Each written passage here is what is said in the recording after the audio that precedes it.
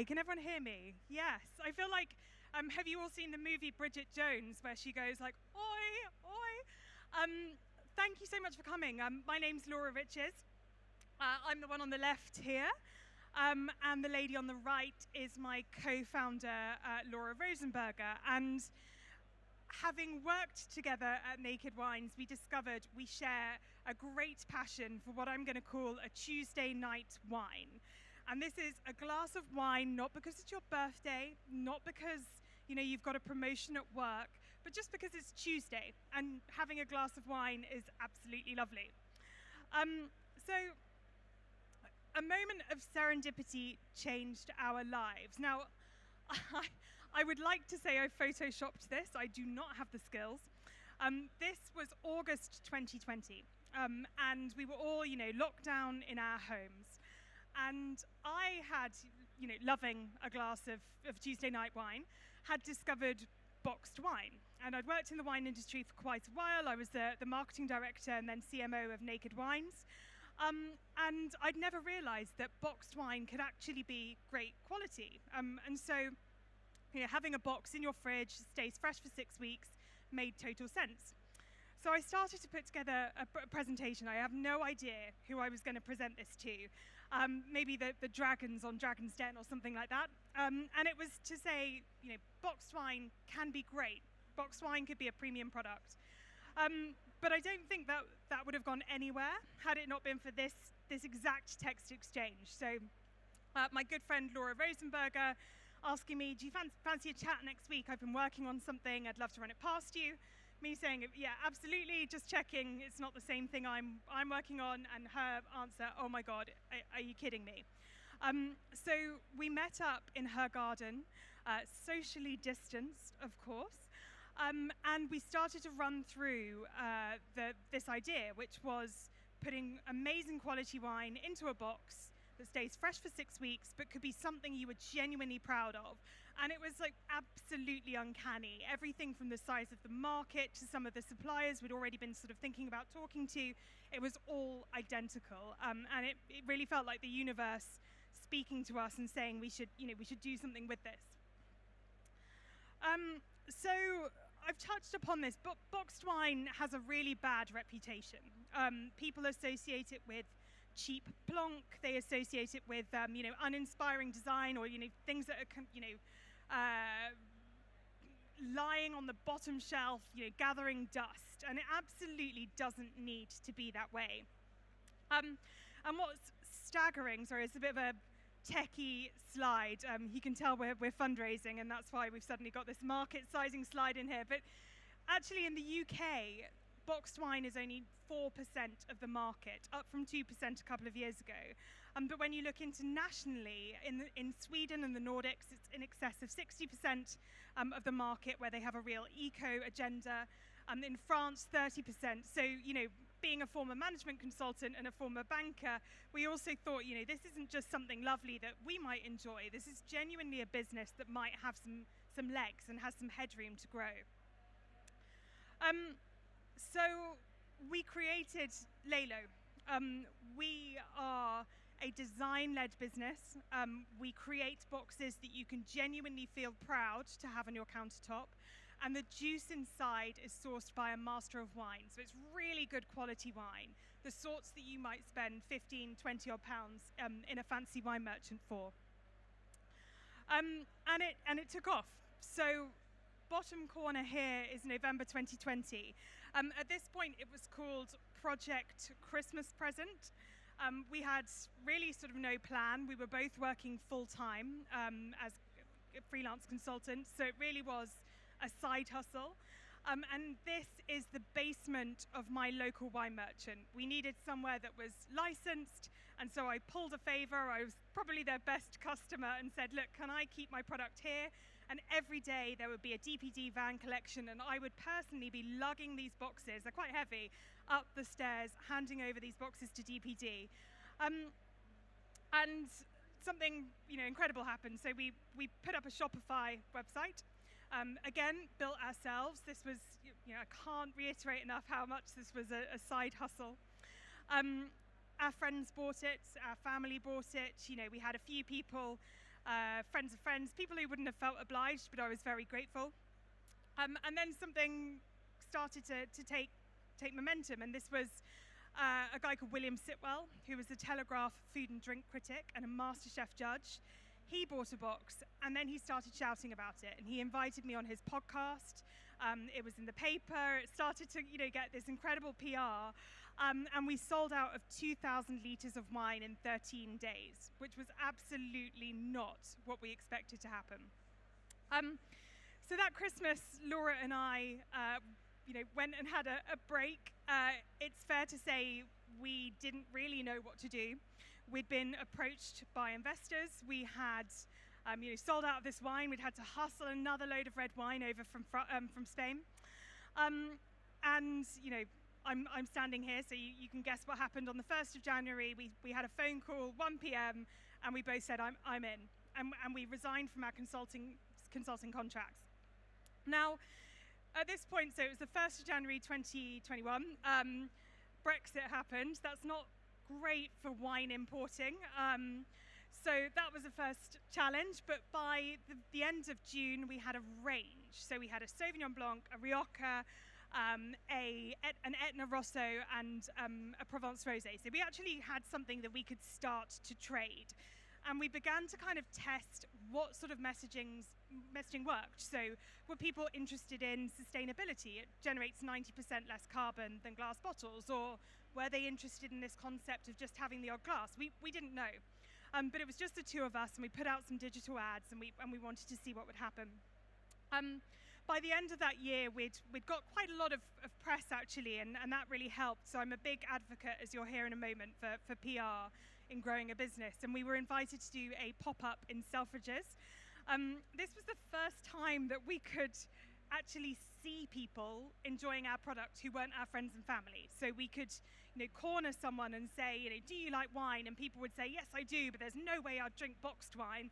And we'd let them taste it and sample it, and we could see that look of, oh, this is actually really good. And they'd go on and buy a box, and that was such useful feedback. By the next year, this is Laura in her happy place in our warehouse. Fair to say we'd moved on from the Brackenbury Wine Room's basement. We had a fully automated warehouse, which meant that we could offer next day delivery.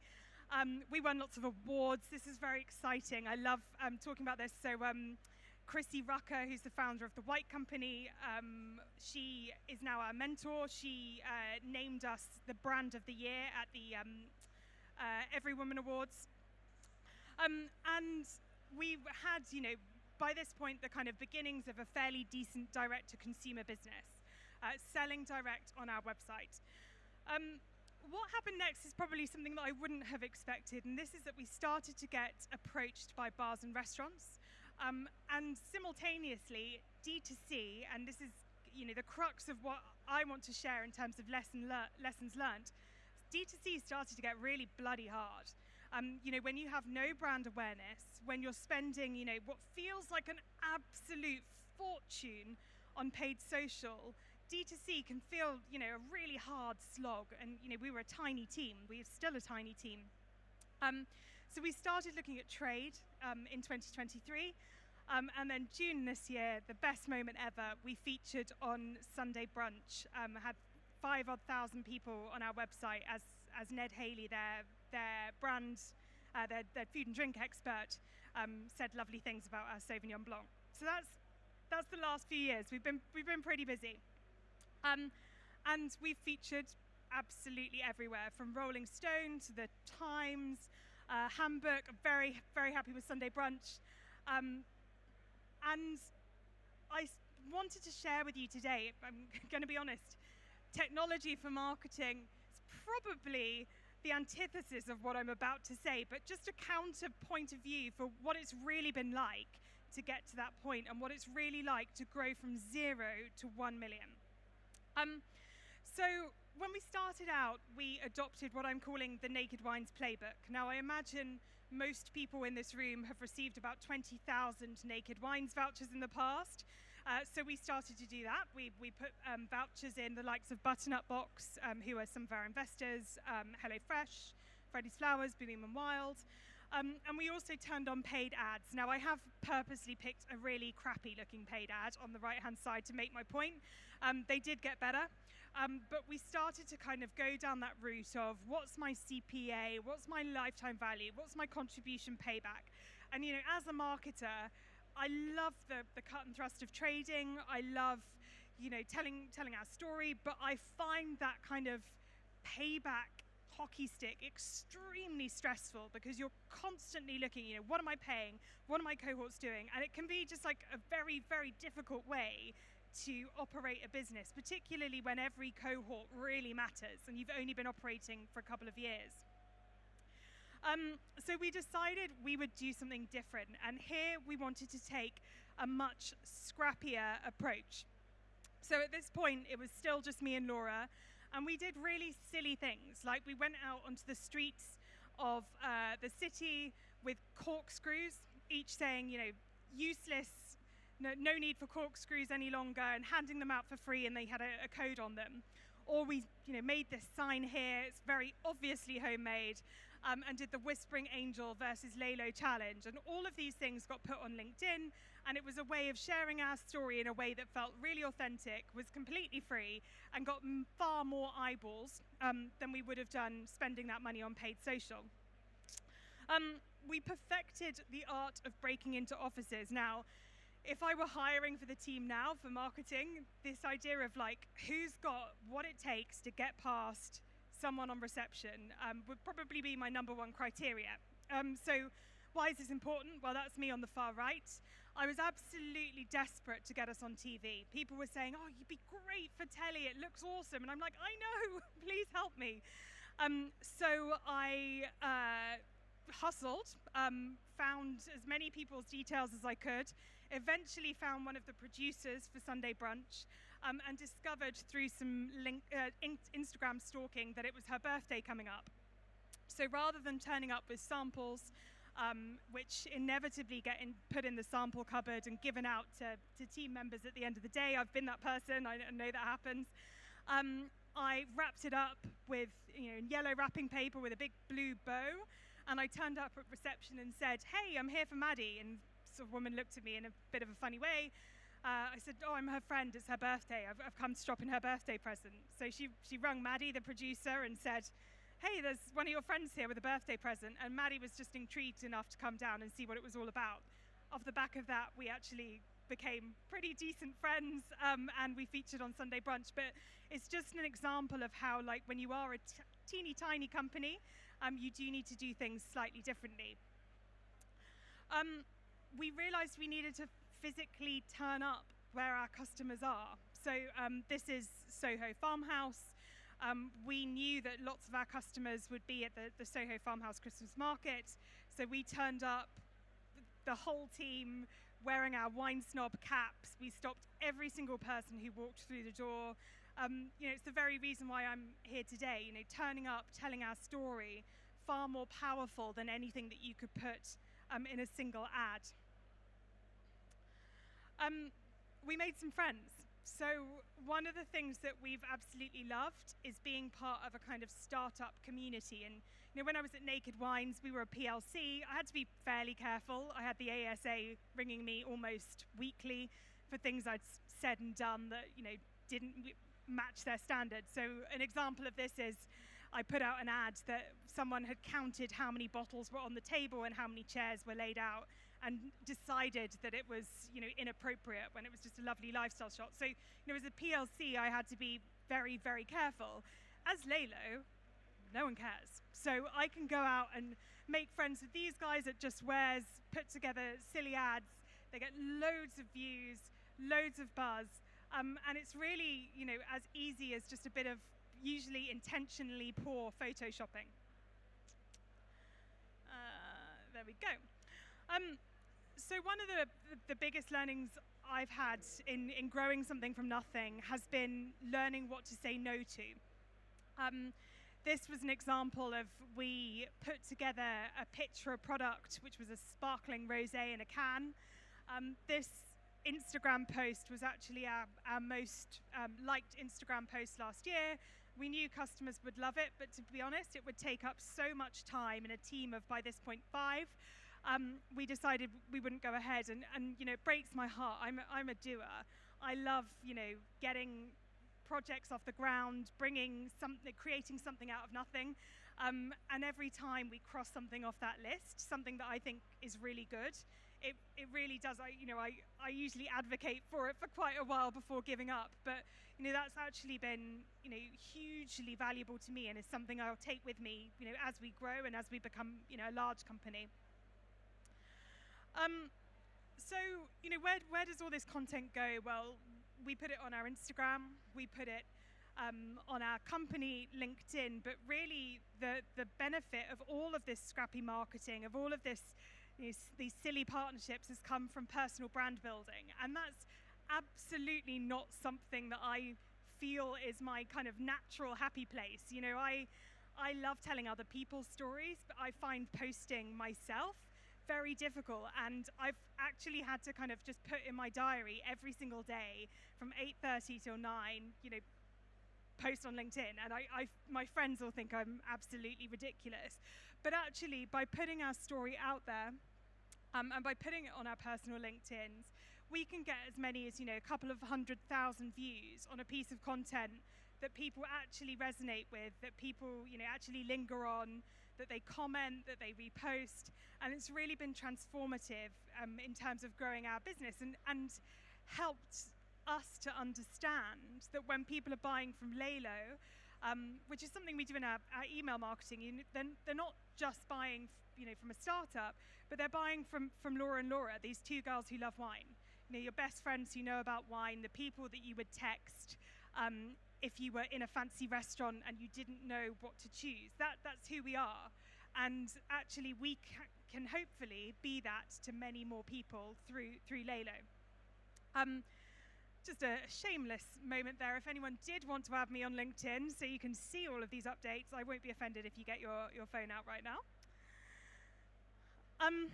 So all of this culminated in a decision. So this time last year, I was spending maybe 30, 40 grand a month on paid social.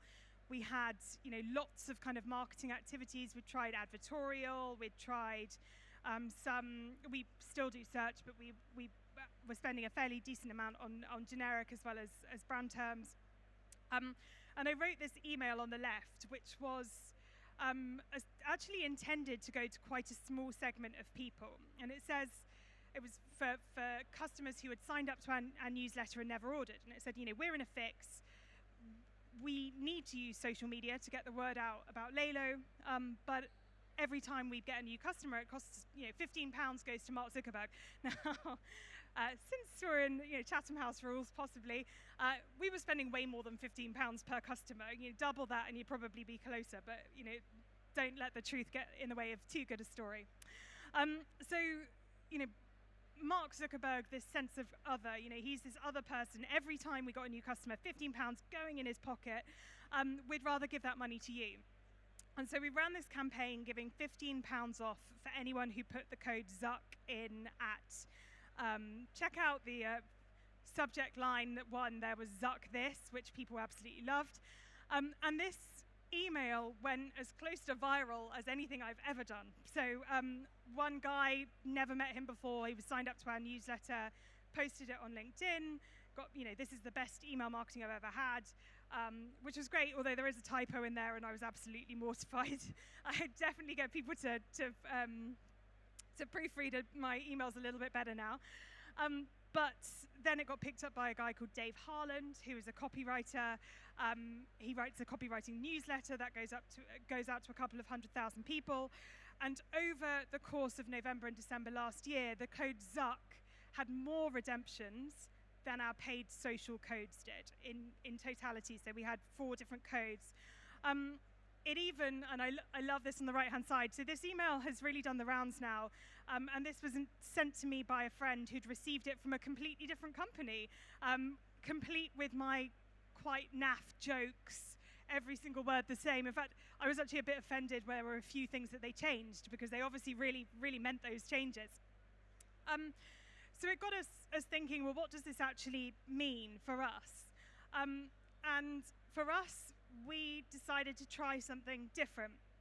So from January this year, well, dry January, we always turn off paid digital because the CPA goes up to about £100 million as it's, no one's drinking. But we kept it off for January through to February, March. By this point, B2B was really taking off, like I mentioned earlier, so our business was still doubling in size. D2C is still growing in spite of no paid social. I mean, it's great, but it's also a bit mortifying. I'm like, damn it, I spent all that money. We still have it turned off. I'm going to say we're now entering into peak for wine.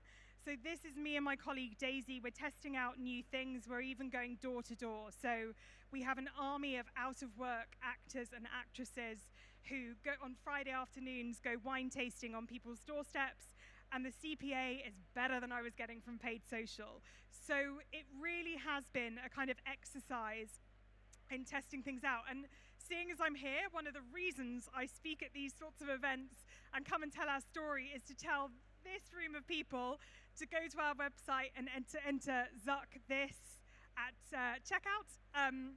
If only 10% of you bought a box of wine today, not only would would it be absolutely delicious, but it would have made a morning out of the office justifiable, other than the fact that it's very nice to come and tell our story.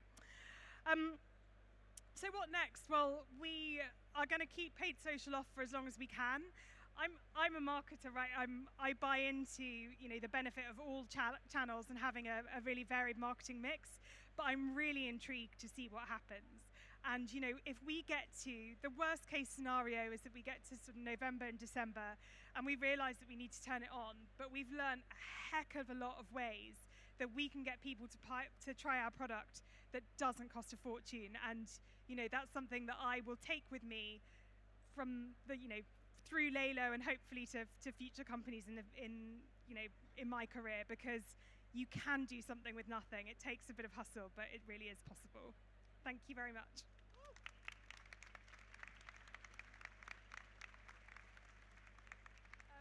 Did anyone have any questions? I happily stay at the back. Yes, sure. Cool. There we go.